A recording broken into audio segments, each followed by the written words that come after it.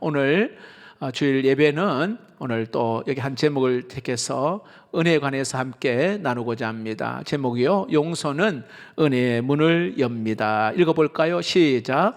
용서는 은혜의 문을 엽니다 라는 제목으로 함께 말씀을 나누고자 합니다.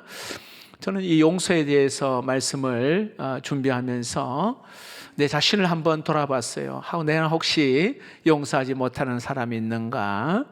아직까지 미워하고 또 뭔가 이렇게 마음에 불편한 사람은 혹시 있지 않나 하고 생각을 하면서 오늘 이 말씀을 준비했어요. 어느 목사님이 설교 시간에 여러분 우리가 용서하며 살아야 합니다 하고 그렇게 설교를 하셨어요. 자, 그러면서 혹시 여러분들 가운데에 아직까지 용서가 되지 않은 사람이 있습니까? 라고 우리 목사님이 말씀합니다. 자, 그러면서 나는 용서할 사람이 없습니다 하는 사람 한번 손 들어보라니까 할아버지 한 사람이 손을 번쩍 들었어요. 이거 어떻게 할아버지 이렇게 용서할 수 없는 사람이 있습니까? 다 어떻게 용서가 됩니까? 하니까 할아버지 하는 이야기가 다 죽었어. 네. 여러분, 죽는다고 이게 우리 마음에 뭔가 자유가 있을까요? 살아가면서 가족 간에 또 직장 동료, 성도 간에 또 여러 가지 주변의 관계 속에서 도저히 용서가 안 되는 그러한 마음을 가지고 지닌 사람들이 굉장히 많습니다. 그래서 오늘 저는 이 말씀, 여러분 착한 마음, 순종하는 마음, 열린 마음으로 이 말씀을 들을 때, 그리고 순종할 때 놀라운 여러분의 삶에 새로운 하늘문을 여는 은혜가 있게 될 줄로 믿습니다. 미국의 애틀란타 제일 침례 교회를 목회하고 계시는 찰스 스탠리 목사님이 계시는데 굉장히 유명한 설교가입니다. 이분의 설교집 가운데에 지뢰라고 하는 설교집이 있습니다. 이 부제목이 신앙인의 길에 놓인 지뢰들이라고 하는 이러한 내용들인데, 이 책에서 이 스탠리 목사님께서 믿음의 길을 걸어가는 데 있어서 곳곳에 숨어있는 여러 가지 영적 지뢰들이 있다고 이야기합니다. 자, 그 중에 하나가 용서하지 못하는 마음이에요. 용서하지 못하고 미워하는 감정, 증오하는 마음, 분노하는 그런 마음을 가지는 순간 내 안에서 이것이 터져버리게 된다는 것이죠. 어느 순간인가. 여러분, 이 지뢰가 터지면 어떻게 될까요? 나 자신뿐만 아니라 내 주변에, 특히 자녀들에게 상처를 주고 배우자를 힘들게 하고 무엇보다도 하나님과의 관계 속에서 믿음이 흔들리게 되어지고 그의 삶은 그냥 엉망진창이 되고 맙니다. 그리고 이 지뢰가 터지면 나만 다치는 것이 아니라 내 주변의 사람들의 관계 속에서 건강도 무너지고 관계도 끊어지고 이렇게 어려움을 갖게 된다는 것입니다. 그래서 용서하지 못하는 마음은 나만 가지고 있는 어떤 감정의 문제가 아니라 내 주변의 사람들까지 무너뜨리는 굉장히 파괴적인 그러한 영적 지뢰라고 하는 것입니다. 자, 그런데 오늘 이 스탠리 목사님이 그 이야기를 하시면서 자신에게도 지뢰가 있다는 거예요. 하시는 이야기가 새 아버지에 대한 분노, 그 상처를 가지고 그가 살았다는 겁니다. 스탠리 목사님이 어릴 때에 아버지가 일찍 세상 떠나고 어머니가 새아버지와 결혼을 하였고 이 새아버지가 이 아들과 어머니를 굉장히 힘들게 하고 상처를 많이 주었다는 것입니다. 그때 받은 이 상처와 분노, 이게 마음 깊은 곳에 자리 잡고 있었어요. 그래서 세월이 지나 이분이 목사님이 되었는데, 스탠리가 목사님이 되었는데도 불구하고 여전히 그 새 아버지에 대한 분노, 그 마음을 가슴에 안고 있었어요. 그런데 어느 날 하나님께서 그에게 아버지를 용서하라, 이 하나님의 말씀을 듣습니다. 그러나 이 용서가 쉽게 되지 않아요. 하지만 하나님 말씀에 순종하기로 결단을 합니다. 그리고 어느 날 아버지에게 찾아가서 내 마음속에 있었던 이 마음을 아버지에게 다 이야기합니다. 아버지, 내가 어릴 때부터 이 아버지 때문에 가지고 있는 그 아픔과 상처를 지금까지 가지고 있습니다. 그러면서 눈물로 다 아버지에게 불편한 마음을 다 털어놓습니다. 그런데 감사하게도 하나님께서 아버지의 마음을 움직이셔서 아버지 역시도 그래, 미안하다, 내가 참 잘못했구나 하고 이 아버지와 아들과의 이 관계 속에서 막혔던 이 담이 무너지기 시작합니다. 자, 그런데 여러분, 더 놀라운 것은 아버지와의 화해를 한 다음에 목사님이 말씀을 전하는데, 하나님의 사랑이 내 영혼 깊은 곳에 나에게 찾아오는 것을 그가 경험했어요. 진짜 하나님의 그 사랑이 무엇인지를 화해를 하고 나서 그가 경험하게 됩니다. 그리고 다른 사람이 나를 사랑한다 할 때에 그 사랑이 어떠한 것인지를 더 깊게 경험하게 되었다는 것입니다. 자, 그러면서 중요한 이야기를 하나 하는데, 나는 용서가 그렇게 어렵다고 생각을 했는데 한 번 용서하니까 그 다음은 쉽게 용서가 되더라고 하는 겁니다. 여러분, 오늘날 이 훌륭한 스탠리 목사님을 만들게 된 것이 바로 이 영적 쥐레 가운데에 용서하지 못한 마음이 해결되어지니까 말씀도 달라지고 또 여러 가지 삶에 있어서 참 기쁨을 얻게 되었다는 것입니다. 여러분, 우리 안에도 내 심령 깊은 곳에도 용서하지 못하는 이러한 영적 쥐레는 혹시 있지 않는지. 겉으로는 아무렇지도 않게 보일 수는 있어요. 그러나 내 마음 가운데에 누군가를 향하여 미워하고 증오하고 분노하는 그런 것이 남아있다면 언제 터질지 모른다는 사실입니다.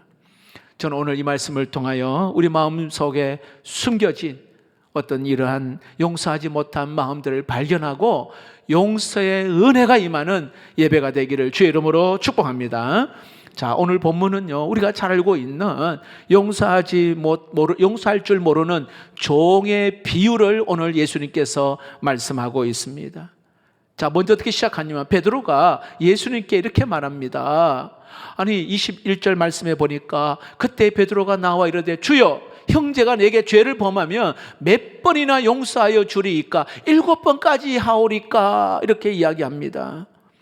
당시 랍비들은요, 3번까지는 용서해 줘라 했거든요. 그런데 오늘 이 베드로는 그 가르침보다도 한 단계 더 관대하게 한 7번 하면 됩니까? 지금 자기 나름대로 아마 7번 정도는 자기는 할 수 있을 거라 생각하고 아마 아주 뿌듯하게 이야기한 것 같아요.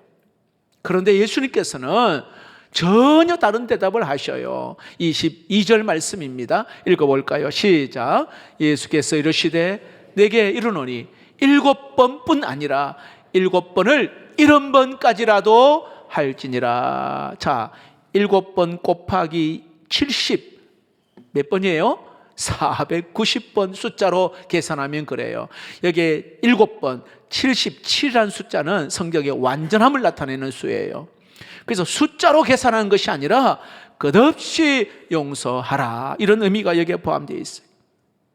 자, 그러면서 예수님께서 그 다음에 이어서 오늘 본문에 여기 천국에 대한 비유를 오늘 말씀하고 있는 내용이 23절부터 27절까지의 내용이에요.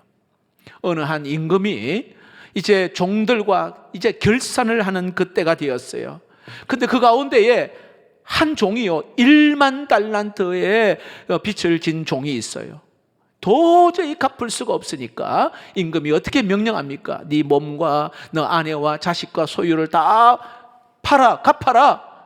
그러니까 이 사람이 좀 기다려달라고 갚겠다고 합니다. 자, 그런데 오늘 임금이 뭐라고 이야기하면 이 종이 가지고 있는 거마어마한 돈을 다 탕감해 줍니다. 불쌍히 여겨 다 탕감해 주었다라고 나옵니다. 여러분, 1만 달란트 과연 얼마나 큰 돈인 줄 아십니까?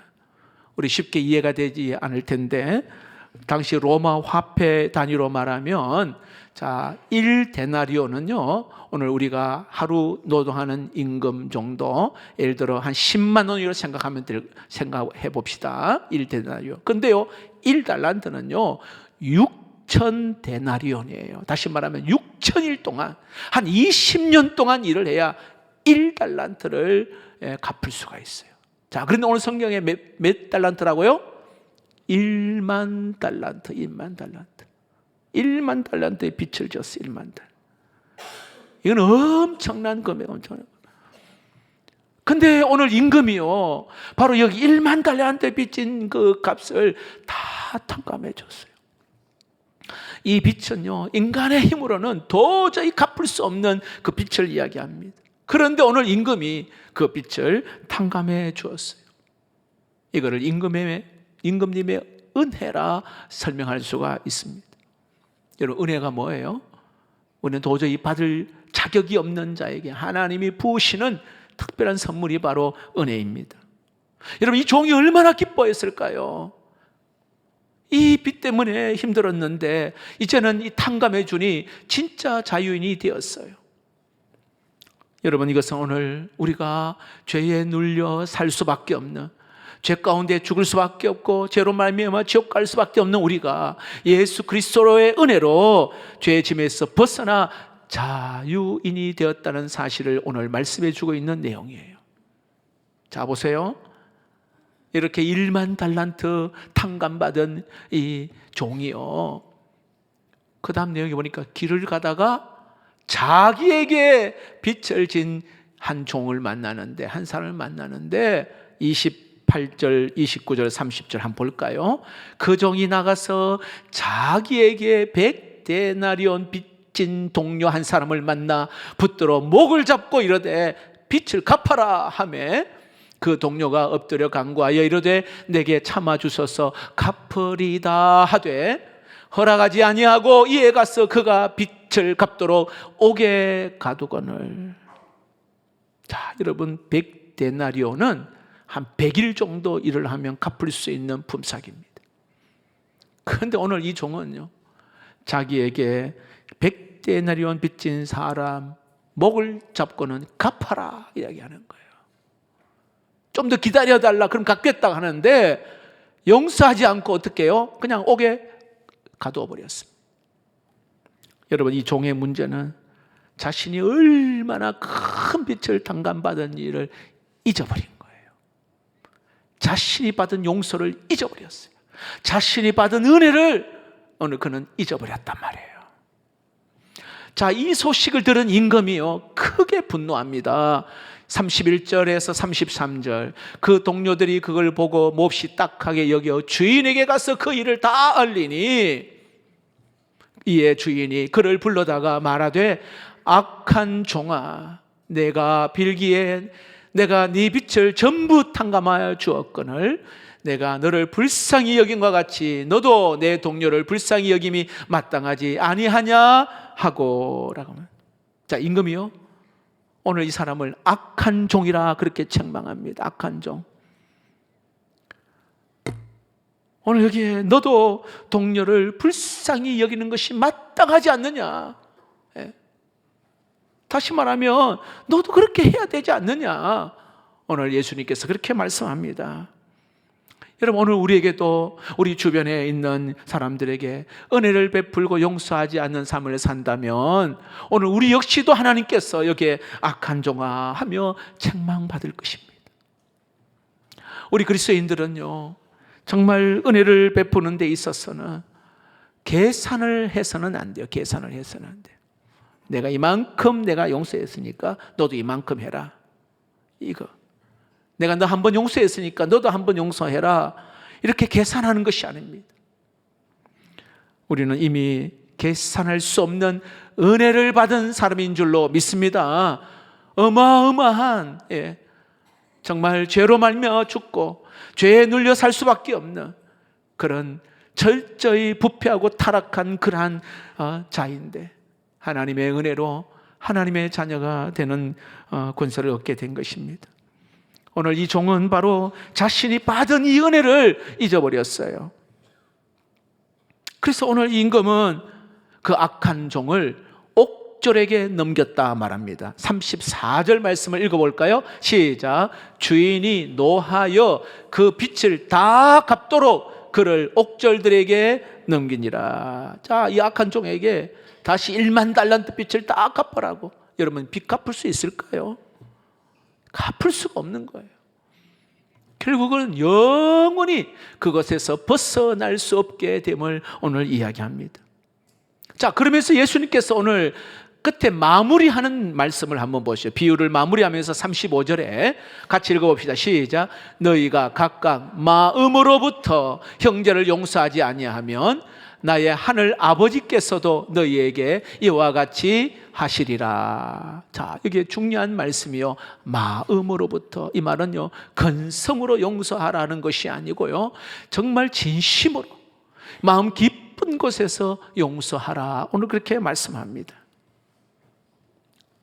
자, 여러분, 오늘 예수님께서 베드로에게 말씀하시고, 그리고 비유로, 천국 비유로 말씀하시면서 오늘 저와 여러분이 오늘 이 자리에, 오늘 이 말씀을 들으면서 오늘 예수님께서 왜 이렇게 용서에 대한 내용을 강조하실까? 오늘 이 말씀을 통해 한 두 가지만 여러분 내 말씀을 막 받으시고, 주님 가는 그날까지 정말 예수 믿는 사람으로서 하나님의 자녀답게 여러분 용서할 수 있는 그 은혜가 있기를 주의 이름으로 축복합니다. 첫 번째, 따라해 봅시다. 용서하면 내가 자유롭게 됩니다. 네, 용서는요, 세상이 가르쳐주는 방식대로 따라가면 안 돼요. 세상은 어떻게 우리에게 이야기합니까? 눈에는 눈, 이에는 이, 그렇잖아요. 네가 나에게 상처를 주었으니까 너는 이만큼 대가를 받아야 돼. 이게 세상의 정의입니다. 잘못한 만큼 그 대가를 받아라, 이거예요. 우리가 그런 모습들이 굉장히 많아요. 우리 자녀를 다 키워보셨지만 아이가 밖에 나가서 친구에게 한 대 맞고 들어오면 부모가 어떻게 말합니까? 야, 왜 맞고 왔어? 너도 한 대 때려줘야지. 저는 목사이기 때문에 겉으로는 그렇게 말하지 않지만 속으로는 그런 마음이 들 때가 있어요. 이게 우리 인간의 연약한 모습이에요. 세상은요, 여기 누군가 나에게 악을 행하면 너도 악으로, 나도 악으로 갚는다. 이게 세상이에요. 자, 그런데 오늘 예수님께서는 용서하라고 하신 말씀을 한 단계 더 뛰어넘어서 오늘 뭐라고 하냐면 용서하지 않으면 여기에 옥졸들에게 넘긴다, 이렇게 말해요. 굉장히 중요해요. 용서하지 않으면 옥졸들에게 넘긴다. 여러분, 여기에 옥졸들에게 넘긴다는 말은 이게 단순히 그냥 감옥을 지키는 간수 이 정도가 아니라 고통을 주는 사람에게 넘긴다, 이 말이에요. 오늘 그 의미입니다. 무슨 뜻이냐면 용서하지 않으면 결국은 내가 고통을 받는다, 이 말이에요. 내가 고통을 받는다. 상대방이 고통받는 것이 아니라 오히려 그 분노와 어떤 그 증오와 그 미움이 내 마음을 사로잡고 나를 괴롭게 한다, 이 말이에요. 그래서 여러분, 용서는요, 상대방을 위한 것이 아니라 결국은 나를 위한 거예요. 나를 위한 거. 그래서 여러분, 용서하면 내가 자유롭게 된다는 거예요. 여러분, 용서하지 않는 것은요, 사탄이 던진 이 미끼를 내가 딱 무는 것과 같은 거예요. 어떤가요? 막 고통 속에서 그냥 살게 되는 겁니다. 잠도 제대로 못, 밥도 제대로 먹고 삶이 그냥 엉망진창이 됩니다. 그래서 우리 예수 믿는 우리 그리스도인들에게 용서는요, 선택이 아니라 그냥 필수. 예수님께서 용서를 명령하셨고요, 하나님께서도 명령하셨어요. 여러분, 우리 삶을 한번 돌아보면 현대 의학자들이 참 보면은 많은 질병이 뭐와 연관됐냐면 이렇게 스트레스와 이렇게 연관을 많이 짓는 경우가 많습니다. 위가 너무 아파서 병원 갔는데 검사 다 해봤어요. 그런데 아무렇지도 않아요. 신경성 위염입니다, 이렇게 말해요. 배가 아파가지고 병원 가서 다 검사해봤는데 아무런 이상이 없어요. 과민성 그냥 뭐예요? 그냥 장질환입니다, 이렇게 이야기합니다. 머리가 아팠어. MRI도 찍고 다 검사했는데 뭐예요? 긴장성 두통입니다. 스트레스가 우리의 몸과 우리 어떤 마음에 큰 영향을 준다는 것을 이야기합니다. 자, 그런데 보세요. 이 스트레스가 상당한 부분이 뭐예요? 사람과의 관계에서 생깁니다. 상처, 미움, 원망, 분노, 증오 이런 거 있잖아요. 이걸 품고 살기 때문에 결국은 용서하지 못한 마음은 상대방보다 나 자신을 먼저 힘들게 한다는 것입니다. 여러분, 이스라엘에서 랍비로 살던 사람이 미국으로 이민을 갔습니다. 그런데 그가 제2차 세계대전에 유대인을 학대하는 히틀러를 그가 용서하기로 했다는 거예요. 왜 그렇게 했느냐? 그가 히틀러가 용서받을 만한 사람이기 때문에 용서한 것이 아니라 자기 스스로 나는 이제 뭔가 새롭게 뭔가 일을 시작하려고 하는 데 있어서 내 마음속에 이 히틀러를 품고 살지 않겠다라고 그가 각오한 거예요. 이걸 그전에는 그걸 딱 내 가슴에 가지고 있었던 건데 뭔가 새로운 일을 시작하려고 하니 이것이 올무가 되는 거예요. 그래서 이것을 그냥 다 내려놓게 되면서 새롭게 그 일들을 시작하게 되었다라고 이야기를 합니다. 여러분, 새로운 삶을 시작하기 위해서는 이 과거를 정리해야 한다 이 말이에요. 받은 상처 계속 품고 있으면 과거의 그것들이 현재의 나를 붙잡고 미래의 나를 붙잡고 더 이상 전진하지 못하게 만들게 된다 이 말이에요. 그러나 용서하는 순간 그 고리는 끊어지게 될 줄로 믿습니다. 끊어져요. 여러분, 용서는 내 인생에 새로운 씨앗을 심는 것과 같은 거예요. 새로운 씨앗을. 성경에도 사람이 무엇을 심든지 그대로 거두리라 했지 않습니까? 자, 내가 은혜를 심으면 은혜를 거두게 됩니다. 사랑을 심으면 사랑을 거두고 용서를 심으면 용서를 거두게 된다는 것입니다. 용서의 열매를. 자, 그런데 반대로 내가 미워하고 분노하고 이거 계속 심으면 내 삶은 그냥 엉망진창이 돼버려요. 그러므로 여러분, 용서는 선택이 아니라 우리 그리스도인들에게 있어서 순종해야 될 믿음의 길인 줄로 믿습니다. 용서해야 하는 것은 단순히 그냥 착하게 살기 위해서가 아니에요. 내가 먼저 하나님께 용서받은 사람이잖아요. 1만 달란트 탕감받은 사람처럼 우리는 어마어마한 그런 무거운 죄의 짐을 우리는 해결받았어요. 그래서 내가 받은 이 은혜를 기억하는 사람은 용서할 수 있어요. 내가 받은 이 용서를 기억하는 사람은 충분히 우리가 다른 사람을 놓을 수가 있는 거예요. 여러분, 그 사람을 놓는 순간 진정한 자유로운 사람이 되기를 축복합니다. 찬양을 할 때도 너무 자유롭고요. 그리고 예배 드릴 때도 자유롭고 기도할 때 자유가 있어요. 그런데 뭔가 나를 딱 잡고 있고 생각날 때마다 탁 튀어오르고 뭔가 될 듯 한데 나의 발목을 잡고 있는 거. 이걸 해결하지 못하면 봉사할 때도 그렇고 주의 일을 할 때도 계속해서 이 한쪽에서 나를 끄집어내는 거예요. 그래서 여러분, 성령께서 정말 주시는 참된 이 자유, 여러분, 이 은혜가 오늘 여러분 예배드린 모두에게 있기를 축복합니다. 이 말씀을 듣는 가운데 혹시 내 마음에 그 한 사람, 한두 사람이 떠오르는 사람이 있습니까? 나를 힘들게 했던 사람, 섭섭하게 하고 나에게 상처 준 사람, 도저히 용서가 안 되는 그러한 사람들이 여러분 떠오르는 사람이 있습니까? 내가 그 붙잡고 있던 이 손을 여러분 조금씩 오늘 이 시간에 내려놓는 은혜가 있기를 축복합니다. 이렇게 기도하세요. 하나님, 정말 내가 오늘 그 사람을 놓겠습니다. 내가 받은 이 상처를 하나님께 맡기겠습니다. 더 이상 그것을 붙들고 살지 않겠습니다. 진정한 자유를, 예수 믿는 기쁨과 즐거움을 하나님 나에게 허락해 주옵소서. 여러분, 용서하면 자유가 있음을 믿으시고 이 은혜를 누릴 수 있기를 주의 이름으로 축복합니다. 한 가지 더 말씀드립니다. 왜 예수님께서 용서에 대한 강조를 하시는 걸까요? 따라해 봅시다. 용서하고 하나님께 맡기면 하나님께서 갚아주십니다.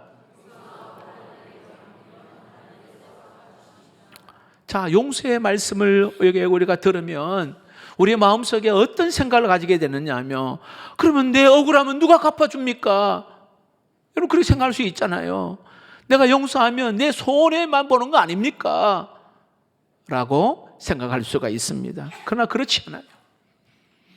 하나님께서는 우리에게 말씀합니다. 네가 직접 갚으려 하지 말고 나에게 맡겨라. 네가 갚으려 하지 마라.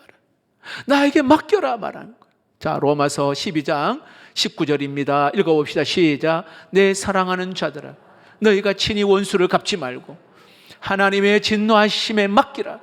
기록되었으되 원수 갚는 것이 내게 있으니 내가 갚으리라고 주께서 말씀하시니라. 할렐루야. 여러분, 이 말씀이 정말 중요한 말씀이잖아요. 원수 갚는 것은 우리의 일이 아니라 어떻게 해요? 하나님의 일이라, 이렇게 말해요. 하나님의 일이라.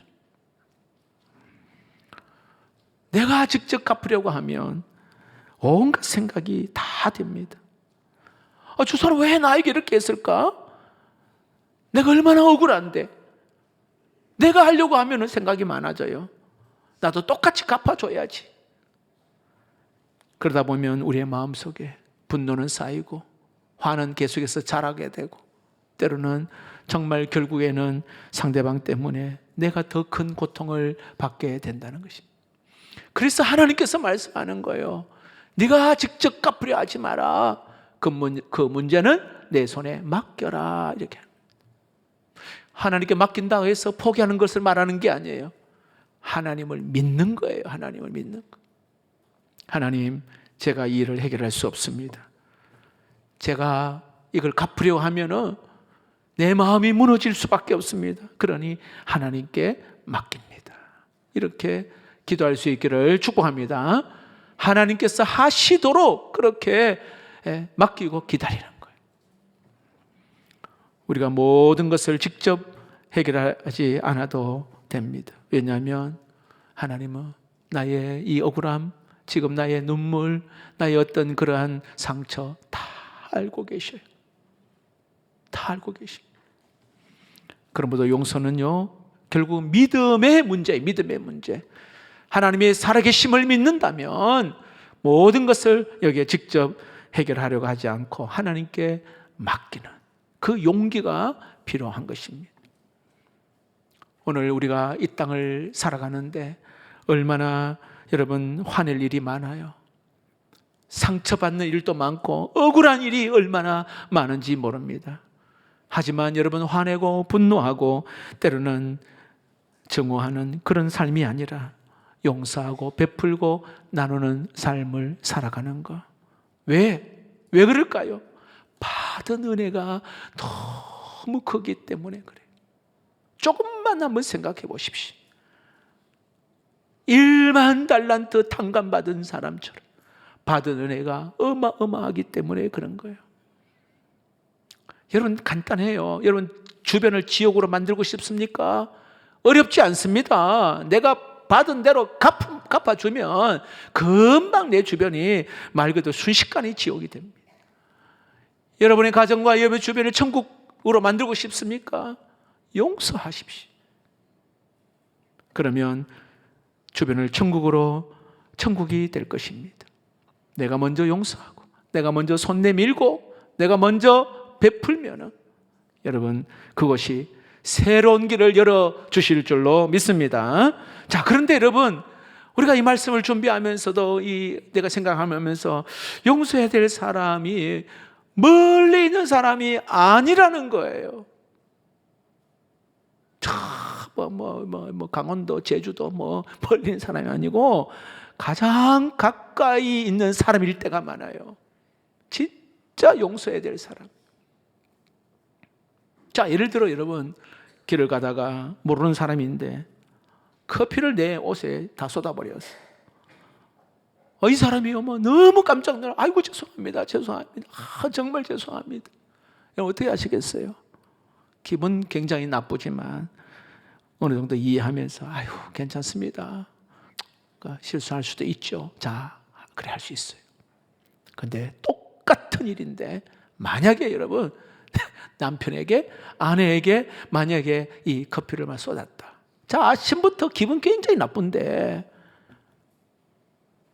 아내가 남편이 만약에 실수를 해서 커피를 쏟았단 말이에요. 그러면 단순히 커피 쏟은 그 문제로 끝나지 않아요. 당신은 맨날 그래.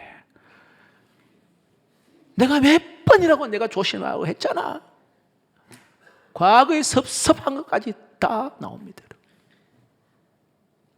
왜 그렇습니까? 여러분, 가까이 있는 사람이 받는 상처는 그저 그 사람이 했는 행동 하나만이 아니라 그동안 쌓여왔던 이 감정들, 이게 탁 건드리기 때문에 그래요. 그래서 용서는 가까이 있는 사람일수록 어렵다는 거예요. 특히 가족은 더욱 그렇습니다. 가족은. 남이 나에게 한 말은 그냥 며칠 지나면 잊어버리는 경우도 많습니다. 그런데 배우자가 했던 그 말 한마디 상처가 돼요. 지금까지도 내 가슴에 아직까지 기억나는 경우가 많아요. 어느 자녀들은요, 아버지가 어릴 때 그렇게 했던 그 말이 컸는데도 그 아버지가 했던 그 말에 상처가 남아있는 사람이 있어요. 친구가 섭섭하게 하면은 안 보면 될 수도 있지만 가족은 그렇지 않잖아요. 늘 보잖아요. 그래서 용서는요, 단순히 감정만 가지고 접근해서는 안 된다는 거예요. 다시 말합니다. 의지를 가지고 믿음으로 여기에 순종하는 것이 중요한 거예요. 의지적으로 용서를 선택하면 성령 하나님께서 반드시 도와주실 줄로 믿습니다. 반드시 도와주셔요. 주는 나의 피난처라는 책을 쓴 코리 템픈 여사에 대한 이야기를 아마 다 아실 것입니다. 독일 나치 시절에 유대인들을 숨겼다는 그 이유 때문에 어느 이 코리 템플과 그 가족들이 체포가 됩니다. 나치 수용소에서 어마어마한 고통과 핍박을 받았습니다. 그의 언니도 거기서 죽었습니다. 자, 2차 세계대전이 이제 종료가 됩니다. 감옥에서 풀려 나왔습니다. 이 코리 템플 여사는요, 다니면서 세계 여러 곳에 다니면서 화해와 용서의 간증을 하며 다녔습니다. 자, 그러던 어느 날 독일의 한 교회를 방문하여 역시 말씀을 은혜 가운데 전했습니다. 자, 그런데 그 자리에 자신을 고문했던 그 수용소 간수가 그 자리에 있는 거예요. 이 간수는 자기의 친언니를 죽인 사람이에요. 근데 그 간수가 이제 예배 마치고 나가는데 손을 내미는 겁니다. 악수하려고. 그 순간 이 코리 템플 여사는 자기는 용서에 대한 이야기를 그렇게 했지만 그 순간은요, 막 분노가 나오는 거예요. 분노. 그 순간 화가 나는 겁니다. 그러나 이 코리 템플 여사가요, 잠깐 사이지만은 기도합니다. 하나님, 용서할 줄 모르는 저를 용서해 주십시오. 그리고 저 사람을 용서할 수 있게 해 주십시오. 근데 하나님이 그를 도우셨어요. 그리고는 악수를 하는 손을 내미는 그에게 그가 손을 내밉니다. 제가 당신을 용서합니다. 내가 당신을 용서합니다. 이게 여러분 그 용서의 은혜입니다. 믿음으로 용서를 선택하고 순종할 때 성령 하나님께서 우리의 마음을 이렇게 움직이시기는 거예요. 여러분, 오늘이 용서할 수 있는 기회입니다. 오늘 좀 전에 말씀드린 것처럼 혹시 내 마음에 여전히 참 오랫동안 미워했고 도저히 정말 나를 아프게 하고 상처를 준 그러한 사람 혹시 있습니까? 오늘 하나님께 맡기시고 여러분, 용서를 선택할 때 하나님께서 새롭게 하늘 문을 여시는 은혜가 있게 될 줄로 믿습니다. 성경에 약속하잖아요. 에베소서 4장 32절입니다. 읽어봅시다. 시작. 서로 친절하게 하며 불쌍히 여기며 서로 용서하기를 하나님이 그리스도 안에서 너희를 용서하심과 같이 하라. 특별히 가까이 있는 사람으로부터 그렇게 해야 합니다. 부부 사이에 마음을 닫고 대화하지 않은 사람이 많이 있어요. 불쌍히 여기라고 오늘 이야기합니다. 남편을 불쌍히 여기고 아내를 불쌍히 여기라. 성경은 다시 이야기하잖아요. 친절하게 하며 불쌍히 여기며 서로 용서하기를 하나님이 그리스도 안에서 너희를 용서함 같이 하라. 이렇게. 여러분, 우리가 살면서 내 주변에, 특히 가까이 또 내 주변에 여러 사람을 만나는 가운데 굉장히 우리를 힘들게 하고 상처를 주는 경우들이 많아요. 어느 은퇴한 목사님이 이런 이야기 하시더라고요. 목사님, 내가 나이가 드니까 자꾸 어린아이처럼 작은 일인데도 삐지고 섭섭하고 내 주장이 강해지고 고집도 있고, 다른 사람 말 잘 안 들으려고 하고, 이제 본인이 이제 그 이야기를 하는 거예요. 뭐 깜짝 놀랐대. 내가 그 모습을 가지고 있다는 게. 그동안 목사님은 말씀하면서 사랑하고 용서하고 그렇게 했는데 자기가 나이가 드니까 막 이런 마음이 생기더라는 거예요. 자, 그런데 여러분, 나이가 들수록 그렇게 될 수는 있지만 예수 믿는 사람은 달라져야 돼요.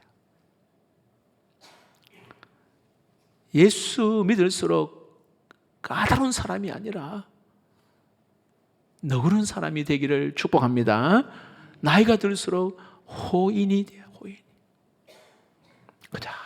저분, 저 어르신 모습만 봐도 참 은혜가 되고, 그 모습만 봐도 예수 오래 믿을수록 용서하는 사람이 되는 은혜가 있기를 축복합니다. 자, 예수를 믿습니까? 용서하십시오. 굳게 닫힌 은혜의 문을 하나님이 열어주실 줄로 믿습니다. 내가 큰 은혜를 받았습니까? 그렇다면 큰 용서를 하십시오. 용서 잘하는 사람, 하나님 그 인생의 문을 활짝 열어 하나님의 영광을 위하여 또 하나님이 기뻐하시는 삶으로 인도해 주실 줄로 믿습니다. 말씀을 맺겠습니다. 여러분, 용서 쉽지 않습니다. 특히 가까운 있는 사람 용서하는 거 어렵습니다. 그러나 기억하십시오. 용서하면 내가 자유롭게 됩니다. 내가 받은 이 은혜를 기억하면 다른 사람 용서할 수 있습니다. 나의 어떤 그런 복수를 내려놓고 하나님께 맡기면 여러분, 하나님께서 갚아 주실 줄로 믿습니다. 오늘 내가 먼저 손을 내밀으십시오. 오늘 내가 먼저 용서를 선택하십시오. 반드시 은혜의 문을 열어주실 것입니다. 내가 용서할 때 내 마음의 문도 열고, 그리고 가정의 문도 여시고, 일터와 직장의 문도 하나님께서 열어주시고 하나님의 은혜가 다시 흘러 넘치게 될 줄로 믿습니다. 우리 찬양을 같이 한번 드립시다.